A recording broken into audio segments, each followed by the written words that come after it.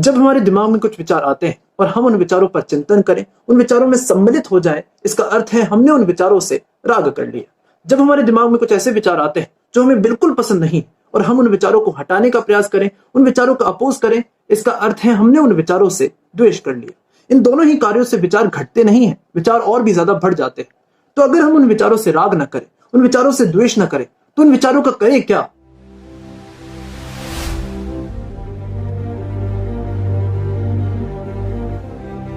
इस वीडियो का टॉपिक मैं आप सभी को समझाना चाहता हूं एक छोटे से एग्जांपल के साथ। सपोज मैं आपको पानी भरकर एक छोटा सा ग्लास देता हूं और मैं आपसे कहता हूं कि उस ग्लास को आप अपने हाथों में उठाकर रखिए। तो आप कितने समय तक उस ग्लास को अपने हाथों में उठाकर रख सकते हैं? Maximum 20 minutes, 30 minutes, 40 minutes, 1 hour के अंदर अंदर आपका हाथ अपने आप थक कर नीचे आ जाएगा। ऐसा क्यों हुआ? क्या 1 आवर के अंदर ग्लास का वेट बढ़ गया? नहीं। क्या 1 आवर के अंदर पानी का अमाउंट बढ़ गया? नहीं। जब ग्लास का वेट नहीं बढ़ा, जब पानी का अमाउंट नहीं बढ़ा, तो वही सेम ग्लास 1 घंटे में आपके हाथों के लिए कैसे भारी हो गया? सिर्फ टाइम ड्यूरेशन बढ़ने के कारण हमारे हाथों की कैपेसिटी इतनी घट जाती है कि हम एक छोटे से ग्लास को और समय तक नहीं उठा सकते।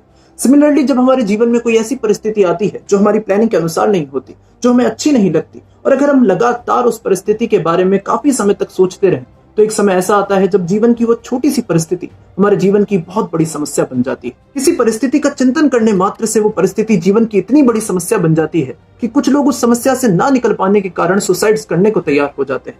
पर अगर इसी चिंतन को सही जगह पर लगाया जाए तो हमारे जीवन की कठिन से कठिन परिस्थिति भी सरलता से हल हो जाती है। इसलिए इस चिंतन के बारे में जानना अत्यंत आवश्यक है। आज हम चिंतन की फुल प्रोसेस को एनालाइज करेंगे और जानने का प्रयास करेंगे कि चिंतन को सही जगह पर किस प्रकार लगाया जाए। तो आइए इस बारे में बात करते हैं।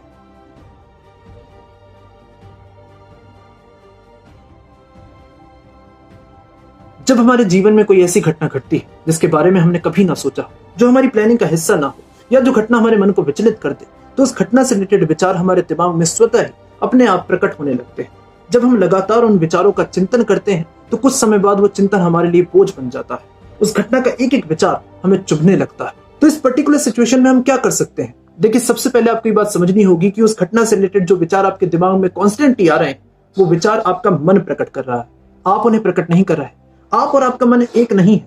आप और आपका मन दोनों अलग अलग है। जब हम अपने आप को अपने मन से अलग नहीं देख पाते, तभी हम अपने दिमाग में आए हुए व्यर्थ के विचारों से परेशान होते हैं, क्योंकि हमें लगता है वो व्यर्थ के विचार हमारे द्वारा प्रकट हुए।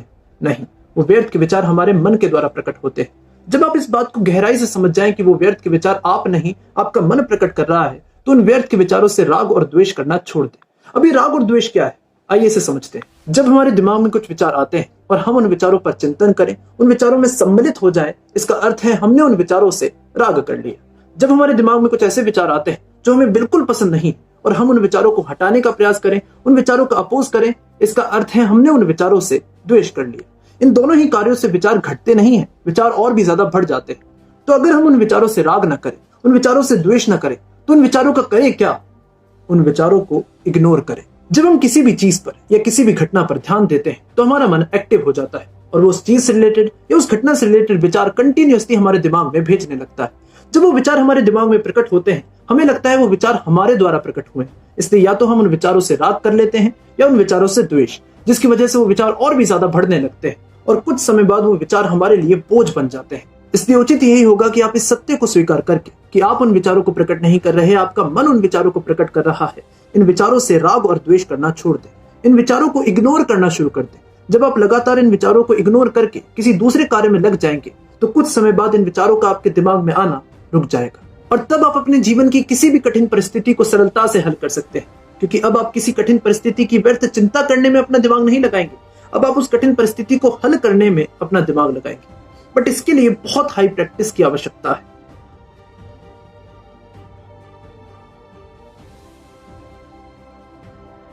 ये चिंतन बहुत बलशाली है। हम जिस चीज का लगातार चिंतन करते हैं वो चीज हमें हर जगह नजर आने लगती है।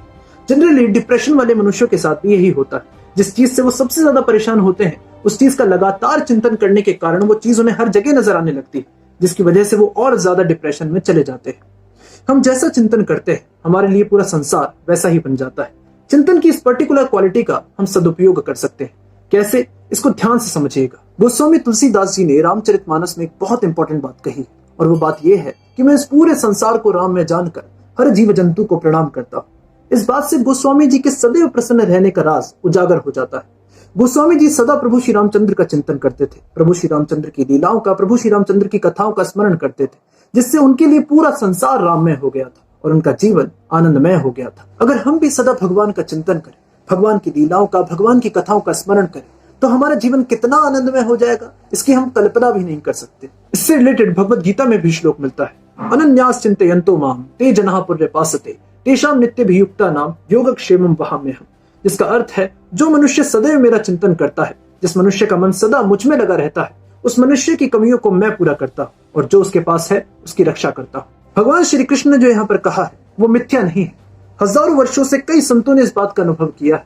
अगर आप मन के द्वारा प्रकट हुए विचारों को इग्नोर करके निरंतर भगवान का स्मरण करेंगे, निरंतर भगवान की लीलाओं का, भगवान की कथाओं का चिंतन करेंगे, तो आपको खुद की चिंता करने की आवश्यकता नहीं, भगवान आपकी चिंता करेंगे। इस वीडियो में बताई हुई बातें सिर्फ थ्योरेटिकल नहीं, इन बातों को जब आप प्रैक्टिकली अपने जीवन में उतारोगे तब आपको इन बातों का वास्तविक रिजल्ट अपने जीवन में दिखने लगेगा।